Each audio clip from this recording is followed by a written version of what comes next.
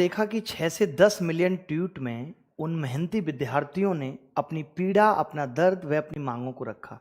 और मैं समझता हूं इससे बेहतर जरिया एक देश में, एक प्रदेश में जनता के द्वारा अपने राजा तक अपनी बात पहुंचाने का कोई और नहीं हो सकता। 5 दिन से युवाओं की गुहार और उनकी मांगों को इस तरीके से अनदेखा किया जा रहा है जैसे कि देश में कुछ हुआ ही नहीं, जबकि आप हर राज्य के भर्ती प्रक्रिया का विश्लेषण देख सकते हैं। मैं आज आपके सामने प्रस्तुत करूंगा, लेके आया हूं। और ऐसा नहीं है कि देश के राजा के पास वक्त नहीं है। आज आप देख रहे हो कि कितनी महान महान हस्तियां, सेलिब्रिटियां, कंगना जैसी हमें मंकी बोल रही हैं, कह रही हैं कि ये नेशन बिल्डिंग में मदद नहीं कर सकते।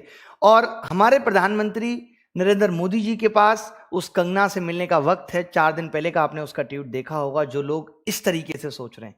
मतलब हमने ये गुहार लगाई थी कि सरकार को लोग हमारी मदद करें और कहें कि भाई ये हाल चल रहा है देश में, तो लोगों ने इल्जाम लगाने शुरू कर दिए कि ये तो नौजवान वो है ही नहीं जो रोजगार मांग रहा है। इन सबको देखते हुए हमारी ये लड़ाई खत्म नहीं होगी। कैसे आप हिम्मत हार सकते हो? क्या हम एक अटेम्प्ट में सेलेक्ट ना होने के बाद दोबारा सेलेक्ट नहीं होते? होते हैं लोग, 4-4 अटेम्प्ट में भी सेलेक्ट होते हैं, बराबर मेहनत करते हैं। तो अपनी हार मत मानिए, इसे ये मत सोचिए कि ये हमारी हार है। किसी भी तरीके से ये हमारी हार नहीं है। अरे ठीक है, ट्विटर कैंपेन को गलत ले लिया, नहीं देखा, वक्त नहीं मिला होगा, बहुत सारे जरूरी काम है प्रधानमंत्री जी के पास। उनको जाके स्टेडियम के उद्घाटन भी करने हैं और भी काम करने हैं, उनको अभी बंगाल में सभा भी करनी है, चुनाव की प्लानिंग भी करनी है। परेशान क्यों होते हैं? अब हमने तरीका निकाला है कि कल और परसों हम क्या करेंगे।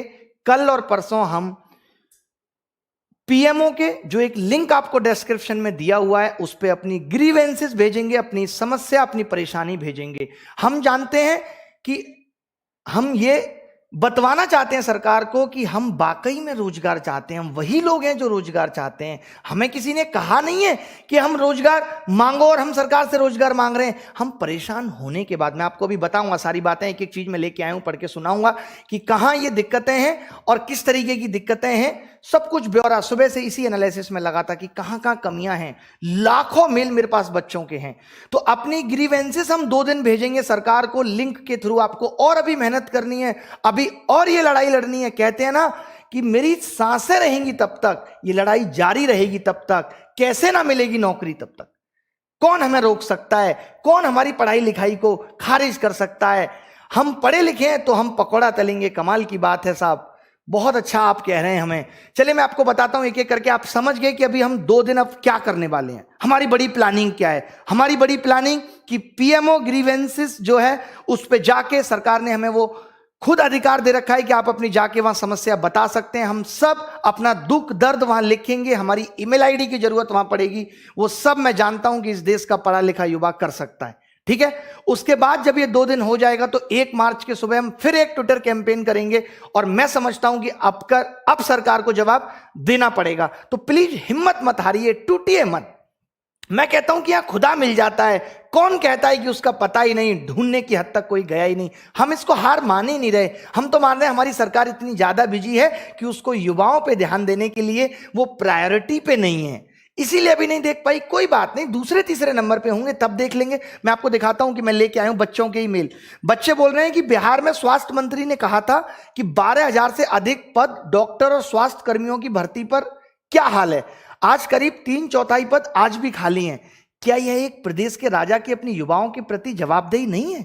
2 लाख शिक्षकों के पद, 50,000 पुलिस कर्मियों, करीब 66% जूनियर इंजीनियरों के पद खाली हैं। अब आप बताइए कि क्या युवा नीतीश कुमार से नहीं पूछेगा कि 15 साल में क्या काम हुआ? बताइए। यही हाल राजस्थान का है कि कितनी भर्तियां निकली, कुछ की परीक्षाएं हुई, लेकिन आज ज्यादातर परीक्षाएं आज भी हाई कोर्ट में लंबित है। हाई कोर्ट से परिणाम निकलता है, सुप्रीम कोर्ट में फंस जाता है। विद्यार्थी परेशान हो चुका है इन सभी घोटालों, धांधली और लेट लतीफी से। आप बताइए, आपने देखा होगा कि राजस्थान में नर्स लोग सरकार के खिलाफ आंदोलन कर रही हैं। 2012 का मामला है वो। अगर कोई लड़की नौकरी की तैयारी 20 साल की उम्र पर करती है और 2 साल के बाद परीक्षा पास करती है, आज भी भर्ती प्रक्रियाओं की कृपा से 6 साल तक केवल ज्वाइनिंग नहीं दी जा रही उनको। 2 साल में उन्होंने परीक्षा पास कर ली थी, उसके बावजूद भी ज्वाइनिंग नहीं दी जा रही। इस बीच उसकी शादी भी हो जाती है, 2 बार सरकार बदल जाती है, बच्चे भी हो जाते हैं, लेकिन वो बेचारी आज भी बेरोजगार है। यही हाल हजार लाखों मेहनती विद्यार्थियों का है। और कब तक एक पिता अपने बच्चों को इस इंतजार में देखे? हर माँ बाप ये सोचता है कि मेरा बच्चा जल्दी से पढ़ लिख के जाए। आप बताइए, आप जिस घर में भी हैं, जितने भी लोग देख रहे हैं, चाहे वो सरकार के चाहने वाले या नहीं है, क्या आपके घर में आपके माँ बाप ये नहीं सोचते कि आपको नौकरी लग जाए? बताओ, फिर आप क्यों सरकार से शिकायत नहीं कर सकते? क्या सरकार से शिकायत करना गुनाह है? क्या हम हक की लड़ाई नहीं लड़ सकते? आज आपने देखा होगा कि जो लोग अपनी आवाज उठा रहे हैं, इलाहाबाद में, एमपी में, जेल भेज दिया जा रहा है उन लोगों को। मतलब आज अपने हक मांगना भी गुनाह हो गया इस सरकार के अंदर। देश में इतने शिक्षकों की कमी है कि एक शिक्षक 4 शिक्षकों का कार्यभार संभाल रहा है। उत्तर प्रदेश में शिक्षकों की भर्ती निकली तो जरूर 2 साल पहले, परिणाम भी आ चुका है, लेकिन अभी तक ज्वाइनिंग नहीं हुई। मध्य प्रदेश में भी यही हाल है कि ग्रामीण कृषि विस्तार अधिकारी की भर्ती 6 साल बाद आई है। बच्चों ने यह तक बताया कि 1992 के बाद पहली बार इतनी संख्या में भर्ती आई, और 6 साल बाद भी उसमें फर्जीवाड़ा, घोटाला और धांधली की वजह से मध्य प्रदेश का युवा सड़कों पर उतर आया है। और मामा कहलाने वाले चौहान साहब जी को ये बातें नहीं दिख रही कि 2017 से पुलिस सब इंस्पेक्टर के 25,000 पद रिक्त हैं। होमगार्ड, लेबर इंस्पेक्टर, पटवारी, सभी परीक्षाएं 2017 से हुई नहीं है। सोचिए, 4 साल हो गए आज।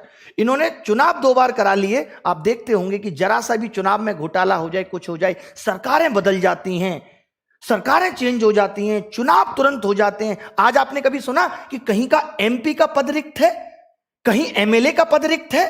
आप सुनते होंगे आए दिन कि उपचुनाव हो रहे हैं। उपचुनाव का मतलब है कि अगर कोई विधायक का पद रिक्त हो जाए और फिर सरकार कहती है कि देश में बाबुओं की क्या जरूरत है। अरे, जब तुम सब कुछ प्राइवेट कर ही रहे हो तो इतने नेताओं की भी क्या जरूरत है? कम कर दो इनकी भी वैकेंसी। ये भी क्या काम कर रहे हैं? इनकी भी सैलरियां आधी कर दो। इनकी तो आप सैलरियां भी बढ़ाए जा रहे हो, पेंशन अलग से दिए जा रहे हो, इनके भत्ते अलग से बढ़ाए जा रहे हो, फोन से लेकर के इंटरनेट अलाउंसेस तक इन लोगों को मिल रहे हैं। और फिर मोदी जी कहते हैं कि हमें बिजनेस नहीं करना, हम लोगों से कराएंगे। तो फिर इतनी बड़ी सरकार रखने की जरूरत क्या है? वो लोग क्या काम कर रहे हैं? अगर आज एक एमपी, चाहे वो अपोजिशन का हो चाहे किसी भी पार्टी का, अगर हम लोगों की, युवाओं की आवाज संसद में नहीं उठा सकता, क्या मायने हैं उसके? मोदी जी एक सांसद राज्यसभा से विदा लेता है तो मोदी जी की आंखें गीली हो जाती हैं। इतने इमोशनल है मोदी जी। और यहां 5 मिलियन 6 मिलियन ट्वीट युवा करता रहा, अपना दर्द बयां करता रहा, और मोदी जी का दिल नहीं पिघला। यह भावनात्मक जुड़ाव है राजा के प्रजा के साथ। कमाल है साहब। सुप्रीम कोर्ट के चीफ जस्टिस बोबड़े जी ने भी कहा था कि प्रश्न पत्र लीक देश की शिक्षा प्रणाली को बर्बाद कर रहा है, खोखला कर रहा है। कर्नाटक के मामले के साथ उन्होंने व्यापम, मध्य प्रदेश के घोटाले के बारे में भी कहा। गलत नीतियों के कारण देश का युवा आज दर दर की ठोकरें खा रहा है, तमाम डिग्रियां लेकर भी बेरोजगारी का दंश झेल रहा है, और जब सरकार से अपनी मांगे रखता है तो लाठी, डंडे, जेल का सामना करना पड़ता है। जिस जनता ने आपको चुना उससे इतनी बेरुखी क्यों? क्या नौकरी मांगना अपराध है साहब? बताइए आप। पढ़ लिख कर हम तले पकौड़े और अनपढ़ देश चलाएंगे। किसान सड़क पर लेटा है, सिर पटक रहा है, और ये सूट पहन के संसद में इतराएंगे। अब तो इनके लिए संसद भी नया बनेगा। क्या ना कहें, बातें दिल पे नहीं लगेंगी कि मोदी जी के पास कंगना रनौत से मिलने का वक्त है और युवाओं के इतने मिलियन ट्वीट के बाद भी उनकी आवाज नहीं आ रही? दिल पे लगती है। अब कोई ये भी नहीं कह सकता हमसे, जब हम पीएमओ ग्रीवेंसेस में अपनी बातें डाल रहे हैं, कि हमने सही तरीके से इस बात की मांग नहीं की थी, कि सही तरीके से हमने शिक्षा में, एग्जाम्स में रिफॉर्म्स की बात नहीं की थी।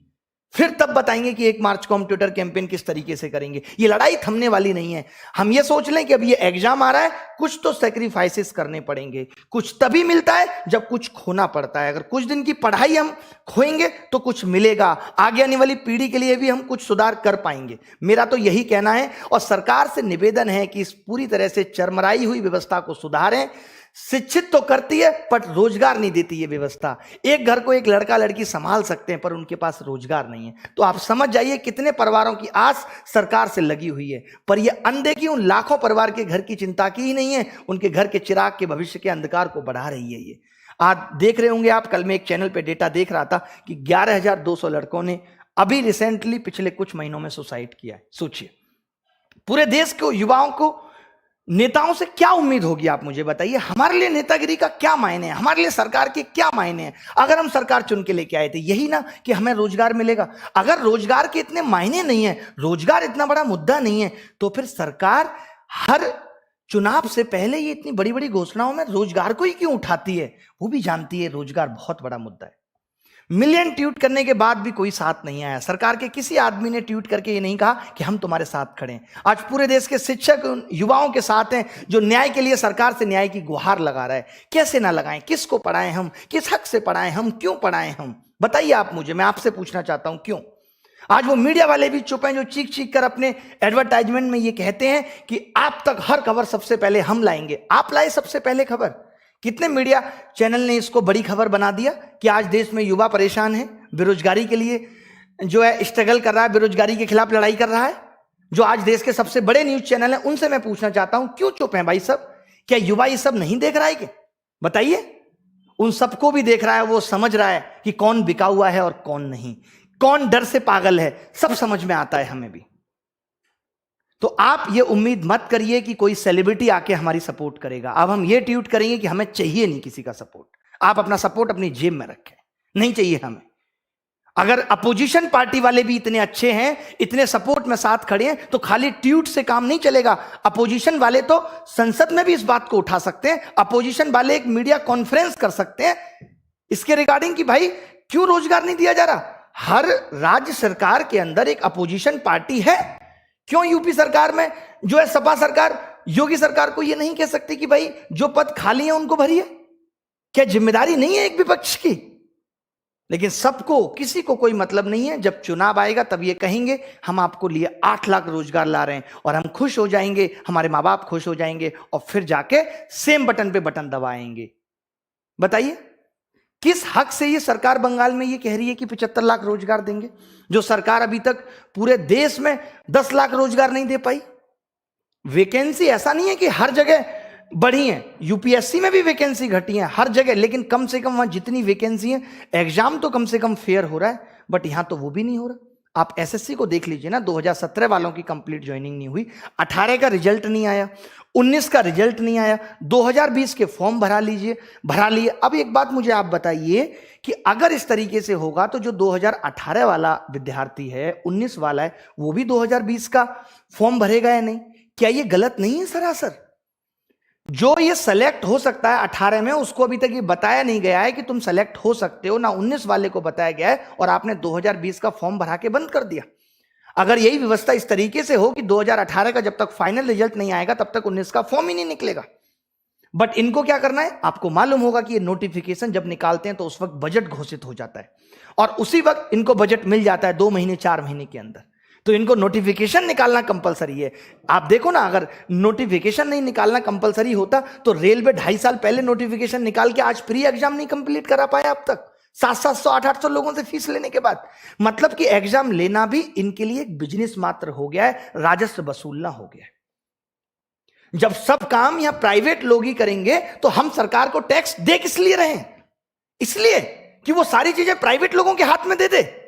तो मत लीजिए किसी से टैक्स। अब आपको काम करना क्या है? सब कुछ तो आप प्राइवेट करते जा रहे हैं, आपको जरूरत किस चीज की? अब मत लीजिए टैक्स। हर आदमी अपने हिस्से की रोड बना के चल लेगा।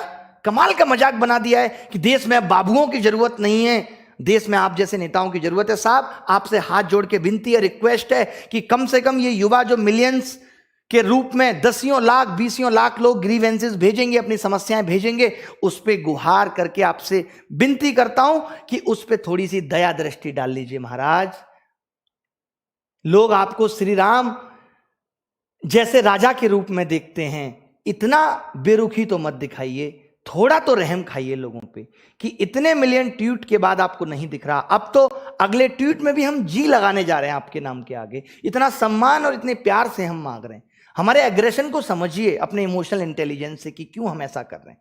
मैंने सुना है बहुत है आपके अंदर, तभी तो एक सांसद जब राज्यसभा से विदा लेता है तो आप रो देते हैं। कमाल के इमोशंस हैं आपके। और जब युवा यहां सड़कों पे चीख रहा है, पागल हो रहा है, तो उसके लिए आदेश निकाल दिया जाता है कि जेल भरो। ये दो मुंह वाली बात एकदम समझ से परे है। तो मैं इसी बात के साथ अपनी बात को विराम देता हूं और युवाओं से गुहार करता हूं कि जो डिस्क्रिप्शन में लिंक है उसके थ्रू कम से कम 20 लाख 30 लाख लोग सरकार के पास ग्रीवेंसेस भेजें, क्योंकि सरकार का यह मानना है कि यह तरीका सही नहीं है रोजगार मांगने का। तो अब हम सही तरीके पे ही आ रहे हैं और पिछले 4 साल से भी सही तरीके से ही रोजगार मांग रहे थे, अब भी सही तरीके से मांग रहे हैं। फिर उसके बाद हम 1 तारीख को ट्विटर पे कैंपेन करेंगे इसी के रिगार्डिंग, और फिर देखते हैं कि क्या होता है। और भरोसा रखिए कि हम ये लड़ाई जीत कर रहेंगे, वैकेंसी भी बढ़ेगी, एग्जाम भी फेयर होगा और रिजल्ट भी आएंगे, तब तक हम थमेंगे नहीं। धन्यवाद, नमस्कार, थैंक यू, बाय बाय।